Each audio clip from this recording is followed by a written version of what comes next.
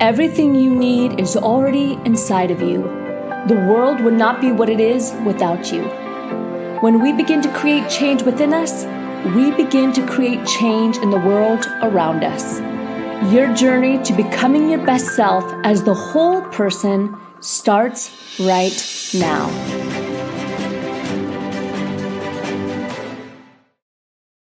Hello and welcome to the Become Your Best podcast and webinar series. I'm Lauren Sweeney. I'm your podcast host and I'm the vice president here at Rise Up For You. Today's guest comes all the way from Canada for us today on this amazing and gorgeous day. We are excited to dive in and have a conversation with Stephen McGarvey. He has just published a book, which I know we're going to talk about, but before this new book, he is the best-selling author of Ignite a Shift, Engaging Minds, Guiding Emotions and Driving Behavior. Sounds familiar? You know we love to talk about emotional intelligence here on the podcast and with our company. He's the founder and president of Solutions in Mind, a world-leading authority on unconscious communication. Sounds amazing, right? Positive persuasion and influencing with integrity. Do you love that? Did you love the title of the podcast? How you can really leverage influence to your advantage in a way that is in alignment with your values. He has worked with businesses around the world to optimize their performance by helping them understand how their staff and their customers think and what unconscious elements and patterns drive their behavior. He's a sought-after speaker presenting to a variety of international audience, all the way from American Psychiatric Conference Association to Fortune 500 companies. Stephen McGarvey is a certified master practitioner and trainer of neurolinguistic programming and a certified master hypnotist. I'm not sure we're going to hypnotize you today. However, he employs the empowering modalities of neuroscience and the latest in behavioral psychology. He also hosts the Stephen McGarvey podcast and is known for bringing contagious enthusiasm. I like contagious enthusiasm and a powerful presence to the professional speaking circuit. We're excited, Stephen, to have you on the show today. Welcome. Thanks, Lauren. I think you bring a good deal of enthusiasm yourself. I love it. Absolutely. I always tell people, when you put energy out, you get that energy back and it becomes cyclical.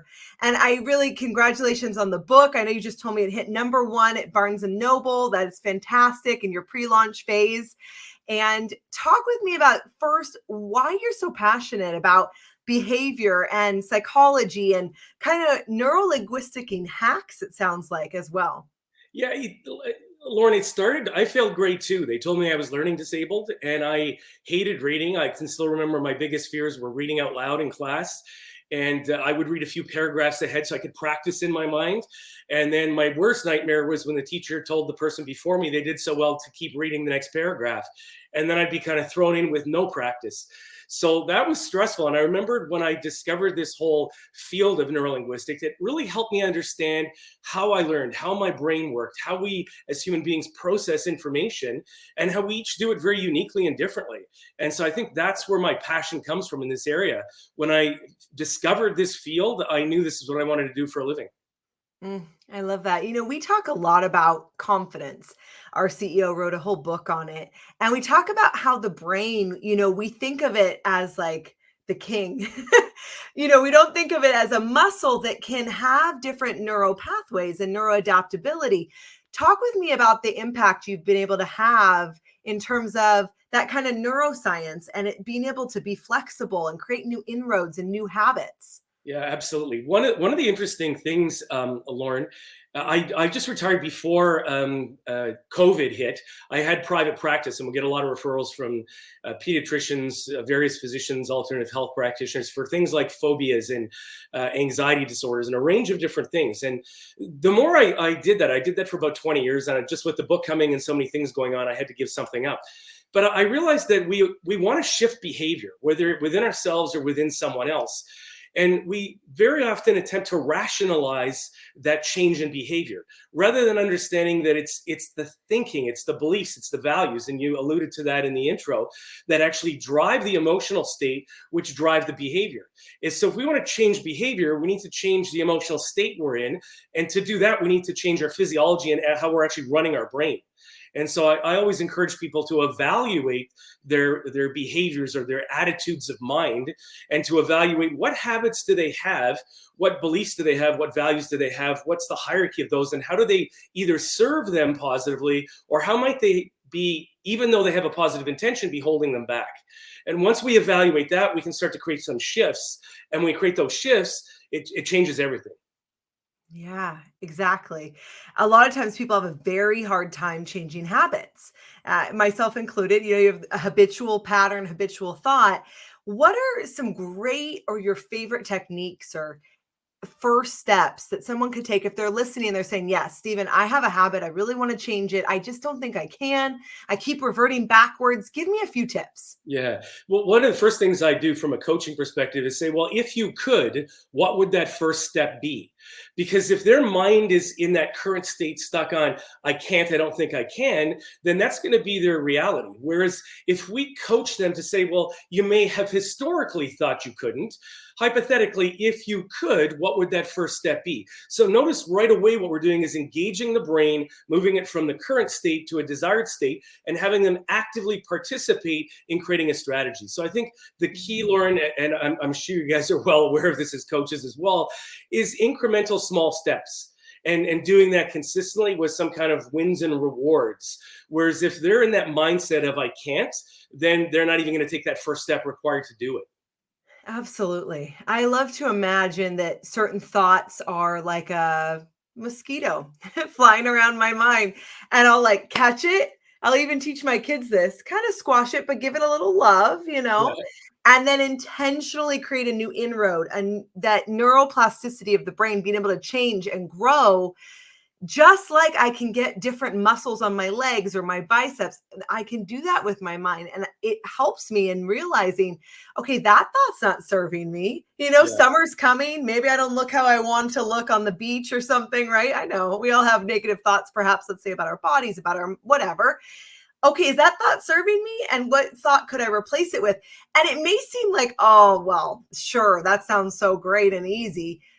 But it really does work. What have some of the impacts, positive impacts that you've seen, Stephen, on the work you do? Yeah, so a range of things, from phobias, phobia cures, and a range of different things. One of the things in the last 2 years with this COVID that I've shared with, I would say, most of my audiences, is this whole idea of what's causing anxiety. We tend to think of anxiety as a thing, and we talk about it as my anxiety. And what I encourage people to do is realize that to a large extent, they're creating it by how they're running their brain, because anxiety is a state. And so if the state is anxiety and we want to shift that, we need to shift what's going on in our mind and our physiology. So here's my definition for your audience. And you guys can actually test this as you're watching and listening. Lauren, I encourage you to test it out. And I've tested this with rooms full of physicians, and they're like, that's exactly what happens.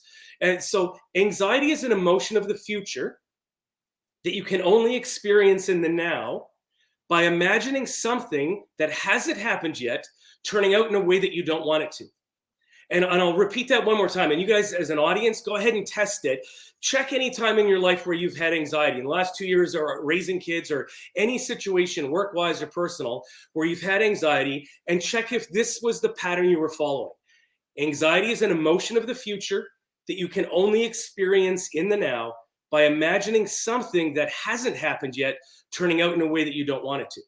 And when you start doing that, it triggers that state of anxiety. And I've seen this in everything from coaching senior level executives with public speaking, and a whole range of different things, from kids that are gifted in one area and are lagging behind in another area. And so it's a definition I came up with after years of dealing with these kinds of things in private practice. Oh, I love that. I was following right along with you, Stephen, as you're saying it. It is rarely ever, we talk a lot about emotional intelligence and about managing our triggers. Yeah. Related to anxiety, related to stress. It is almost never in the moment. Yeah. Because in the moment, the tiger's chasing me, or this, whatever's happening, I'm not really thinking I'm anxious. The anxiety is always based on putting my past in my future, or the future I'm anticipating.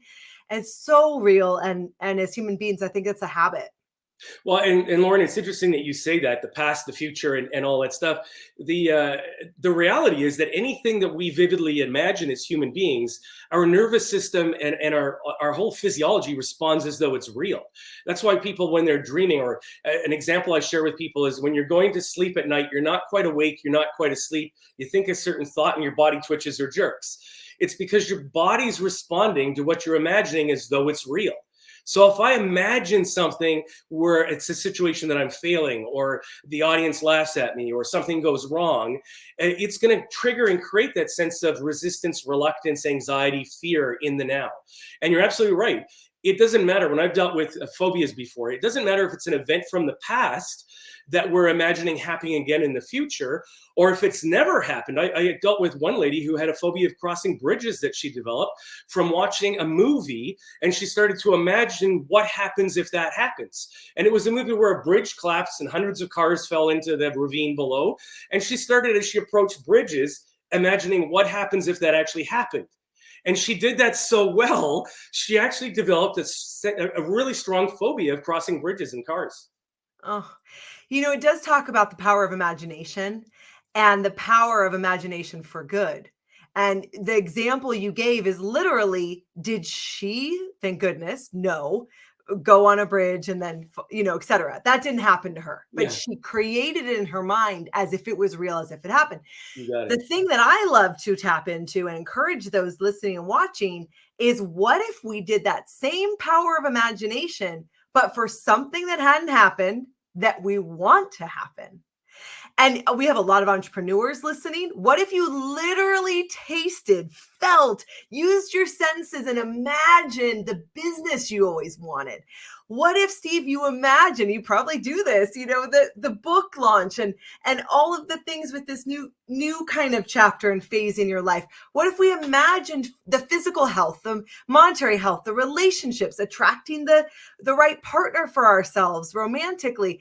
Like, what if we used our imagination, that same muscle that's creating habits that maybe we want to get rid of, for good?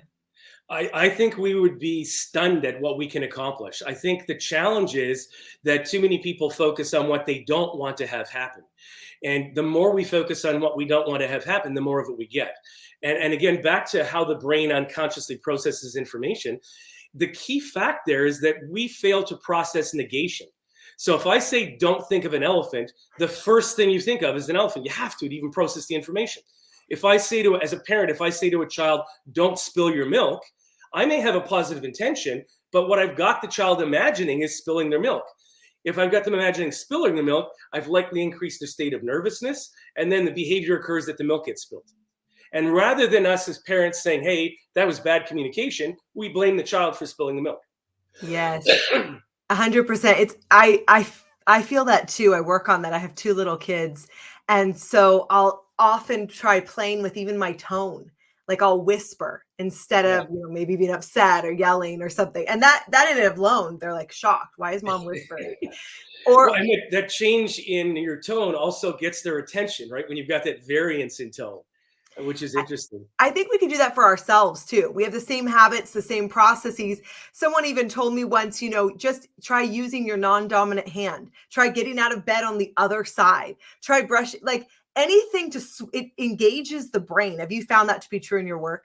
Absolutely. In fact, during COVID, I do magic as a hobby. And when I do live things, I very often will open with an illusion to engage the audience within the context of how easy it is to direct perception or to manage people's perception. And so during COVID, obviously, we're doing a lot, mostly remote. So I thought, what can I do? So I started asking people if they were left or right thumb dominant. And most people are shocked they never even thought of that before. But as soon as I say, are you right or left thumb dominant, they start to focus on their thumb. So go ahead, play along, Lauren, and you can do this at home. Go ahead and interlock your hands and notice which thumb is on top. Oh, my left. Your left. So your left thumb dominant. So go ahead and interchange them the other direction so that the opposite thumb is on top. I almost couldn't do it. And notice how strange and peculiar it feels. Right.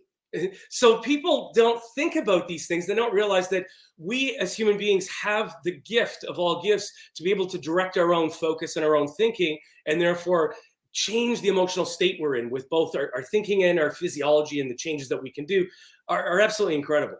Oh, I love that. And bringing awareness. We're talking about imagination, Yeah. habit, awareness, which creates different influence. And we may want to influence people because we're a leader of an organization, we're an executive, we're an entrepreneur, we're a parent. We just live in a society where we want to create an impact in a positive way. And we can do that. And we could start with ourselves. Absolutely. I think it has to start with ourselves. In fact, when we work with corporations, as I'm sure you've discovered as well, if you don't have buy-in from the upper levels down, it's just all talk. And we've got to start with ourselves if we're in that position of leadership, and hold ourselves more accountable than we hold anyone else. And by doing that, we're walking the talk, and we can then coach people in a way that's most impactful. Oh, I love that. So talk to me about the book, how we find you, all of the things. So you can find us at solutionsinmind.com. The book is called Ignite a Shift, and the subtitle is Engaging Minds, Guiding Emotions, and Driving Behavior. And it's packed full of stories. It's fun to read. We've had amazing reviews. You can pre-order it now on Amazon.com. You can check out the reviews that we got there from last week's push that we did. And it's available in bookstores everywhere on July 5th. So we're really excited. What is one of the things that you found most surprising about writing the book? I never wanted to write it in the first place, Lauren. I'm more of a speaker than I am a writer. I think it triggers those times in school where I didn't do well, and I still can't spell to save my life. My spelling is terrible. So I think it triggers a lot of stuff like that for me. So I never wanted to do it, but the surprise, I think, is that we started out to self-publish. Then we got picked up by Morgan James Publishing out of the US. And the next thing we know, we're getting these amazing reviews, and it looks like we're doing exceptionally well. So I think that's back to what you said. If we set something in our minds, we can actually surprise ourselves with what we can accomplish. In fact, our goddaughter was running a Terry Fox Run for Cancer, and we just donated to that cause. And we found out like how much. My question is, how big did she set her goal? Because I want to encourage her. She's 6 years old. I want to encourage her to set big goals. And she said, well, we jumped in late. We only got in at the middle of the month. So she set a goal of only $200. Well, we had already donated $250 and blew her goal out of the water. So I got on right away and I said, the lesson learned is set big goals, because the bigger the goal set, the higher we end up reaching. Even if it's not completely what we wanted, we'll still get further than what we intended if we just set small goals. Yes. Setting a higher goal. The other neat thing is it probably expanded what she thought her capacity was. Absolutely. So she didn't think she could hit that. She surpassed it. So now the next time she's going to have a goal, I bet she'll set 1,000. Now, when she hit, so that's another interesting thing I think about human beings is we expand our vision and our capacity as far as we can see. And then we need maybe a mentor, a coach, a podcast, something to expand our vision further. I love the work that you guys are doing. Whenever I accepted the invitation, I just thought it was a great opportunity to have this conversation. In fact, Lauren, one of my favorite quotes that just popped into my head as you said that is, it's only when we get to as far as we can currently see that we're then able to see further. And I use that as an example sometimes in speaking engagements. If you're driving down a long road, that horizon is as far as you can see. And it's only when you get there that you're able then to see a lot further. So I would encourage people, and you mentioned this earlier, to set big goals and make sure they're well defined, and make sure you get a good coach that can help you make sure those goals are well defined. And there's a model out there called the SMART model, which helps guide you through that process, which I think a lot of people know but don't necessarily apply. So I would say that's one of the first steps as well. The other thing I'll just quickly mention on the book side, it really reinforced to me the necessity of having the right team of people around you. Because quite honestly, without the team that we've got, it's getting me all choked up even. I don't think this would have been possible. So I think when we surround ourselves with quality people that share a vision, you just do what you do best and trust others to do what they do best. And as you guys seem to do as your team as well, you then attract other people to you that want to be part of that vision, part of that journey. So I just want to throw a big kudos out to our team on our end for filling in the gaps and just doing such an outstanding job. I love that. It goes so well. We'd love to ask a closing question, Stephen, and that is, what does Rise Up for You mean to you? Rise Up for me when I looked at the video, the intro to this, is really rising up to be the best me that I can be so that I can serve others to the best of my ability and coach them to be the best version of themselves. And I think that's where we get the most return emotionally for ourselves, is when we can make others, by our interactions with them, facilitate them becoming the best versions of themselves. And I really appreciate and admire what you guys stand for as a company, as a business. And I really value you taking the time and having me as a guest on your WebEx. Absolutely. Yes, we're so glad to have you, and thank you for the great work you're doing. And I hope those of you listening took something from it so that you can start using your imagination in a way that can help you create whatever it is you're looking for. Well, it's been my pleasure to be your host today. I want to let you know that we have a public speaking course. It is launching. We have one in the summer. We have one in the fall. If you're interested in joining us, you can absolutely register right now at riseleadershipcourse.com/take the stage. Join us for our semi-annual public speaking cohort. It's been my pleasure. Until our next podcast.